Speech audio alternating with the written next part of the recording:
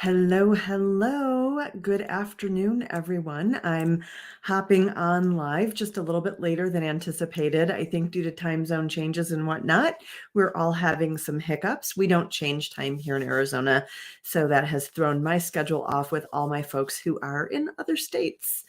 So today I wanted to talk with you about a situation that a lot of women are having with um, this sort of sense that, they go out, they date somebody, maybe they get into a relationship and they're 4 to 6 months in, and it's really not adding anything to their lives. And in fact, it's kind of feeling like a drain. And I'm a dating and relationship coach. So I talk to women in pretty significant depth about their experiences. And a lot of what they say is, I'm just tired of dating people who drain my life. I'm really independent. I don't need this. I don't need to put up with someone who doesn't add to my life. I'm pretty happy on my own. Maybe it's just me. Maybe I'm just not cut out for relationships. And they start thinking about giving up on love. But, as luck would have it, they don't stay given up on love for very long. It's not like they swear off human contact. So, they find themselves in another relationship and repeat the same process. And after all a conversation with them, I'm starting to think I might have a little bit of a solution to this problem of getting yourself into relationships and feeling like people end up being really just a drain on you rather than enhancing your life. So if you're a person who's a professional single woman, you're independent, you'd love to have a partner, but you only want a partner if it makes your life even better than your life is currently now single. First of all, yes, I support that. Secondly, I think I have a few ideas. One of the things that I've noticed, and this is true of many women in many walks of life, regardless of educational level or professional achievement, a lot of women go for things like attraction or chemistry. Oh, and by the way, this is true whether I'm talking to gay women or straight women. So it's really like across the board. A lot of women really put a lot of emphasis on attraction or chemistry, which is a little bit surprising because we often think that men are more valued for their money and women are more valued for their looks. But when we're talking about like really, empowered, strong women, they often really focus on attraction and chemistry that becomes important to them. They're not really looking for someone to take care of them financially. So that's not such an issue. What they're looking for is someone that they're attracted to or they have that zing with that adds what they are feeling like is a little bit of excitement. And that attraction or chemistry is a great thing. It's definitely an ingredient in a happy relationship, but it's not the only thing. And so there are other women who will go for like personality, like their personality, they make me laugh. I like their personality. I feel comfortable around them. Or still other women will say, "Oh, well, we share values in the same way. We both value, peace, or we both value sustainability." But they really are looking at this in a very superficial sense of what those values mean. And the problem with being focused on one or the other of those areas, and this is really what happens, is people focus on one or the other of these areas and they kind of hope that the other things will sort of come around, right? That, maybe right now it's just this, but hopefully we're going to have this other stuff. So that's the first piece is it's like it's partial dating. It's dating in dating a piece of a person rather than the whole puzzle. But the other problem is the reason people are dating that way is they haven't thought about their own big picture. They're dating for a part of their lives. And I think this is really true of almost anyone, but it's especially true if you are like a single professional strong woman. You don't really think about a partner as your whole life. You're really kind of resisting that idea. So you don't really think about a partner and how they fit your whole life. You think about romance as this thing on the side that you have in addition to all the rest of the things in your life. They're like an add on or a cherry on the top, but they're not really something that you weave through your whole life. And that made me think a lot about holistic dating. And what I mean by holistic dating, it's like another way to think about what I teach through the Mindful Dating Intensive is it's like the opposite of this partial dating where you look at a relationship as just the cherry on top, but it's really getting a clear sense of who you are, what you want to create in your life. And this, I think, is what is missing when you say, I meet somebody and I date them, but they don't enhance my life. It makes things worse. I think there are two reasons for that. And one of them is that could be that developing relationship skills is really important, and or assessing someone else's ability to have, what their relationship skills are like is important. So it's about relationship skills, and either you're wanting or needing to develop them, and wanting and needing to figure out how to know if someone else has them. But the other thing is really dating with the whole picture of who you are and what you're about in mind. So when you're out there dating and you feel like someone's not enhancing your life, that's because when you're dating, you're not keeping in mind the whole picture of what you want to create with your life. Like, what's your life purpose? And how does having a relationship fit into it? What's the purpose behind wanting a relationship? How does it benefit you? What's in it for you? And, obviously, science would suggest that what's in it for people in general across the board is better health, less illness, greater life satisfaction, and a longer life.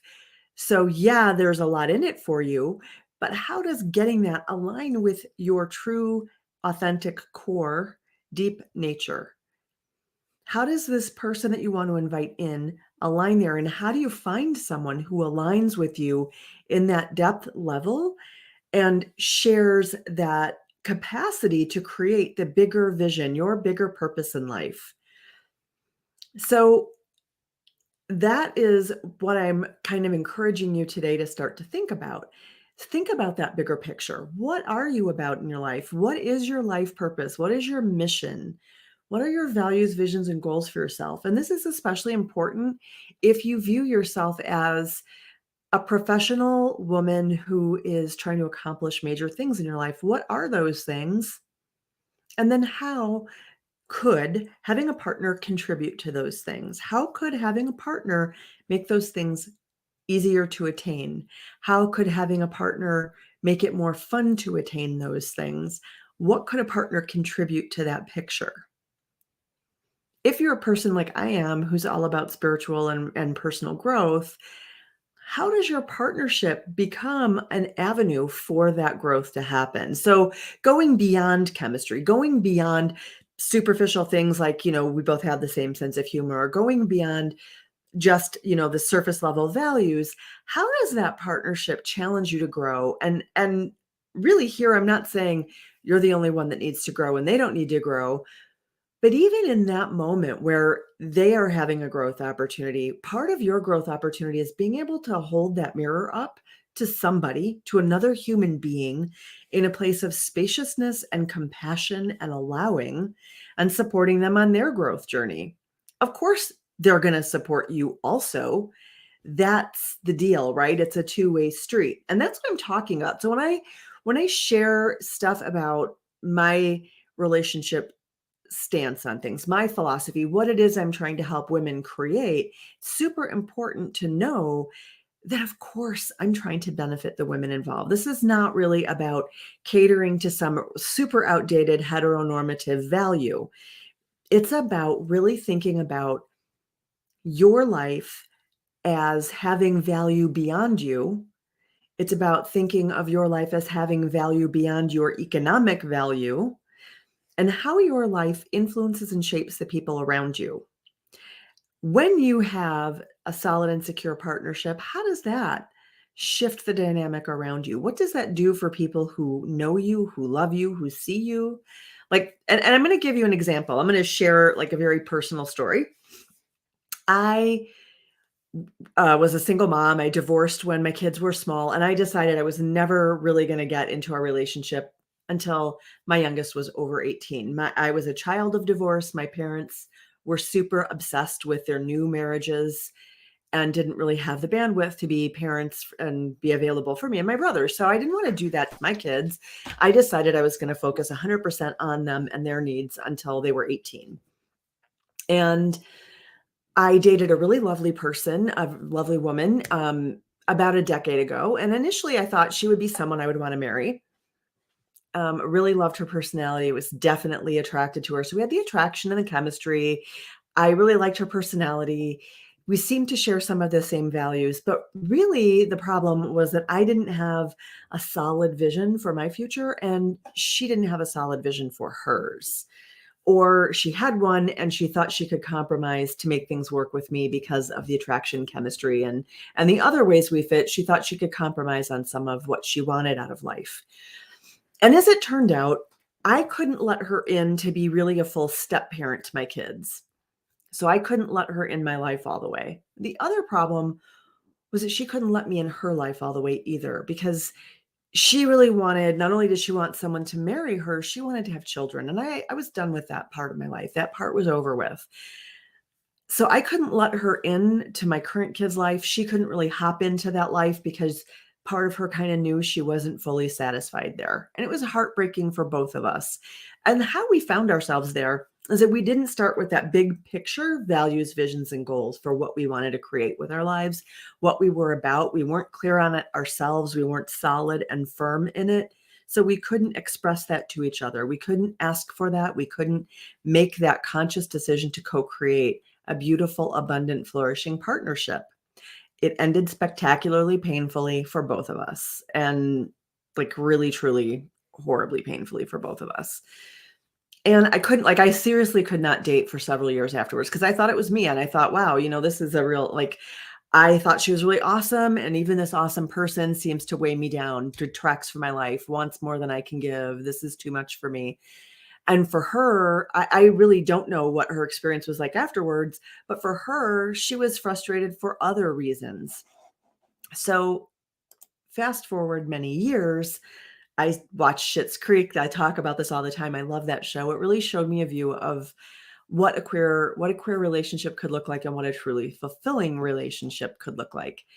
And I hired a dating coach, and it was like the first time, even though I had been a psychiatrist, even though I had been a life coach for a hot second, even though I taught psychology at the graduate level, I taught college success courses, even though I was a doctorate in theology, I really wasn't able to put together the holistic view of what it would look like to date in a way that I could fully visualize what it would look like for a partner to contribute to my life and my agenda.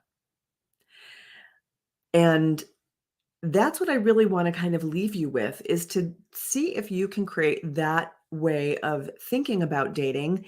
And if that is something that, wow, A, you can't do it all on your own, or B, you're doing it and it's not working, maybe you need some troubleshooting and some mixing things up a little bit. But I'm just kind of curious how this idea of holistic dating, of really dating for your whole being, for your emotional wellness, your physical wellness, your life purpose, your mission, for someone who can nourish and support you while you go out in the world and offer what you have to offer professionally, someone who can nurture you back, someone who can be vulnerable with you and let you nurture them. What does that idea feel like when you think about it? I'd love to hear your thoughts in the comments. And I would really love to know if that resonates as potentially hitting at some of the reasons why, when you date or get into early relationships, they feel unfulfilling, is that it's really hard to know what that whole big vision is. And it's super hard, once you do know it, even to be able to articulate it clearly on a first, second date, to really see if it resonates with that person, to see if it's worthwhile going forward. So let me know if that resonates. I would love to hear from you. I always love getting messages from y'all or meeting with you. And I see that someone's on here saying hi.